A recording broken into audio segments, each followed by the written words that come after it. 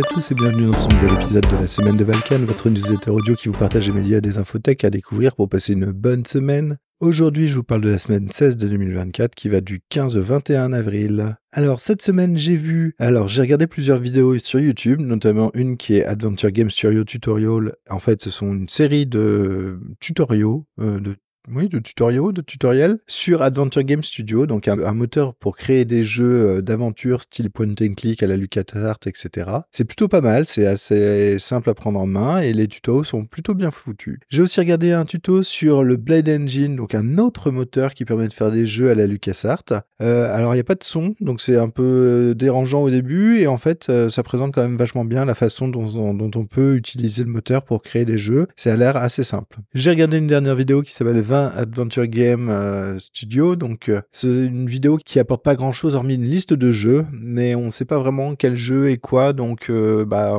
c'est un peu à vous de chercher. Si vous voyez une image qui vous parle ou un gameplay que vous voulez tester, c'est un peu à vous de faire le lien parce que entre la vidéo et la liste, c'est pas toujours clair qui est quoi. Cette semaine, j'ai lu Dance Discovery, l'issue 284. C'est un numéro qui m'a moins parlé. Ça va vraiment moins emballer cette semaine. Alors, le concept de Popcore a l'air très sympa, mais bon, on va faire toute une newsletter là-dessus. Je suis pas convaincu. J'ai aussi lu Workshop Report Forging Alliance in EdTech, donc un article un peu bateau sur les rencontres récentes entre les différents acteurs de l'éducation numérique et certains groupes et législateurs pour essayer de faire parler un petit peu tout le monde et essayer que tout le monde arrive à des ententes. L'idée est vraiment bien, est vraiment louable, mais l'article est quand même un peu léger, c'est un peu toujours la même chose. Cette semaine, j'ai écouté Décidéo, l'épisode avec votre plan de métro des compétences avec Jean-Guillaume Pelletier. J'ai bien aimé l'épisode, même si je sais pas trop pour quelle raison, j'ai un peu du mal à comprendre ce que fait le monsieur, dans quel contexte il travaille, etc., etc. Je trouve que son idée de visualisation des compétences sous forme de lignes de métro suivant les métiers est vraiment top.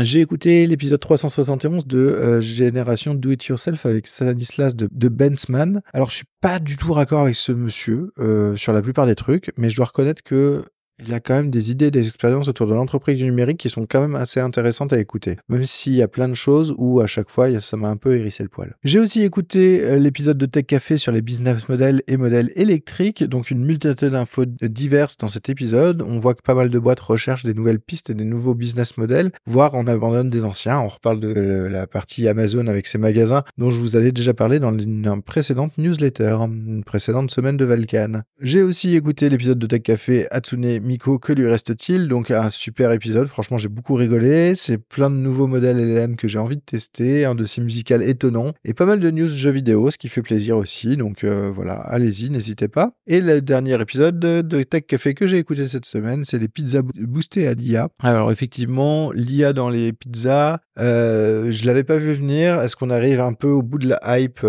du départ de l'IA, etc. En tout cas, on découvre dans cet épisode que certains sont fans de manga et ont un petit côté otaku qui était bien caché. Et dernière chose que j'ai écouté Solopreneur, créer et développer un business au service de ta vie, ego et confiance pour entreprendre, donc par Bertrand Soulier. Je suis de moins en moins en phase. Je trouve ce podcast de moins en moins pertinent pour ma pratique. Je pense que je vais complètement me désabonner parce que au fur et à mesure des épisodes, ça s'éloigne vraiment de ce qu'il fait, de ce que j'ai envie de faire moi. J'ai travaillé un petit peu sur l'article de cette semaine aussi que vous allez découvrir qui s'appelle de l'importance de prendre le temps. J'espère que ça va vous plaire. J'ai essayé d'écrire ça. J'ai pas de solution à vous apporter sur comment gérer du temps, etc. Par contre, c'est des réflexions par rapport à ma situation, à ma vie et tout ça. Donc, j'espère que ça vous plaira et que vous y trouverez peut-être des échos ou que ça vous donnera envie de venir interagir avec moi sur les différents réseaux sociaux et qu'on puisse en discuter tous ensemble parce que peut-être qu'à plusieurs, on trouvera des solutions sur comment se dégager du temps pour faire des choses qui nous passionnent. Et sinon, cette semaine, j'ai joué à Poirmanteau de Mick Sheldon. Donc, c'est un petit jeu point and click justement fait avec le Blade Engine qui est très sympa, très dans l'esprit Agatha Christie avec pas mal d'humour. Donc voilà, vous pouvez le trouver sur Itch.io, c'est gratuit, n'hésitez pas à aller le voir, c'est assez sympa. Voilà, ça sera tout pour cette semaine. Je vous remercie beaucoup de me suivre. N'hésitez pas à partager le podcast. N'hésitez pas à mettre 5 étoiles. Comme ça, les gens qui les découvrent sur les plateformes voient que c'est des podcasts qui sont faits à la main avec amour et que ça fait plaisir à des gens. En tout cas, n'hésitez pas aussi à venir discuter avec moi sur Mastodon. Je suis toujours présent si vous avez des questions ou si vous voulez aller plus loin sur certains sujets que je développe dans le podcast ou sur le blog. Et sur ce, je vous souhaite une excellente semaine et je vous dis à la semaine prochaine. Allez, salut!